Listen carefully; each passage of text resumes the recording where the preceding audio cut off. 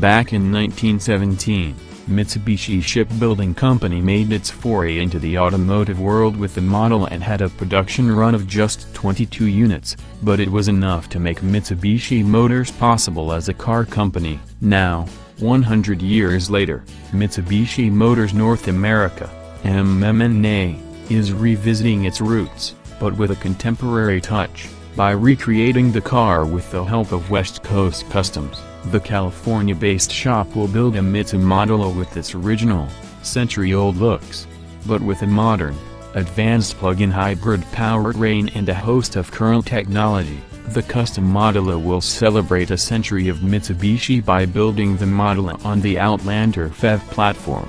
Despite its 21 street-century capabilities, the Centennial Celebration vehicle will feature all the distinctive aspects of the 1917 vehicle, according to MMNA Senior Director of Marketing Francine Harsini.